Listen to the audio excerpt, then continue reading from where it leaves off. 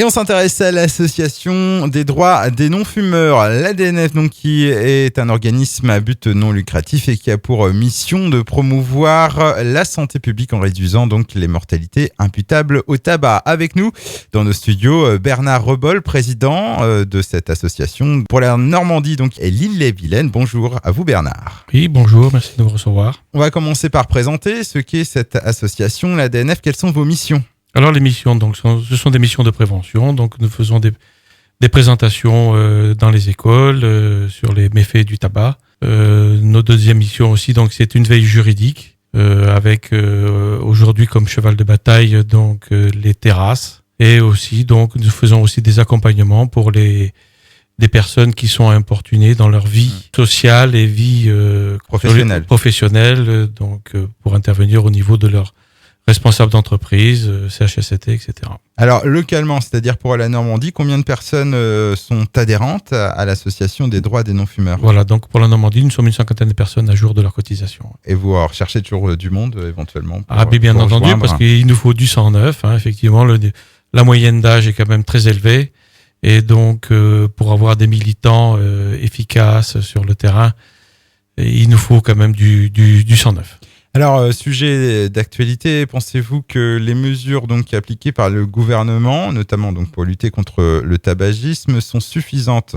Alors, le gouvernement, donc en 2014, en septembre, a eu un plan national donc de lutte contre le tabagisme qui était très ambitieux. Il y a l'interdiction dans les lieux publics, dans les écoles, les transports scolaires. Il y a la publicité qui sera limitée. Puis interdite en 2016 au sujet des e-cigarettes. Il y a aussi la demande d'avoir un meilleur remboursement pour les patchs, le paquet neutre aussi qui doit être standardisé, sans logo, et l'arôme aussi, donc le menthol interdit. Tout ceci, ce sont des ambitions. Alors, il va falloir que ce soit efficace. Donc, on va voir sur le terrain un petit peu comment ça va se passer, parce que nous nous doutons bien que le lobby du tabac est très très fort et essaye de contourner toutes les lois par tous les moyens possibles et inimaginables. Et au niveau population, cette fois, avez-vous remarqué ces dernières années un changement de comportement ? Alors oui, donc depuis les années 2006-2007, avec les lois de Xavier Bertrand, nous nous sommes rendus compte que le civisme était quand même de mise, et qu'il y avait de plus en plus de respect dans les restaurants maintenant.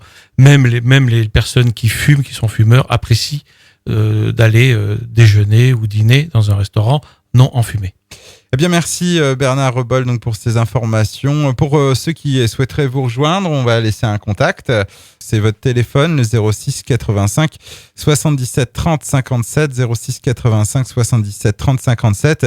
Et puis, on peut également donner le contact mail, donc national. Cette fois, c'est contact@dnf en minuscule.asso.fr, contact@dnf.asso.fr.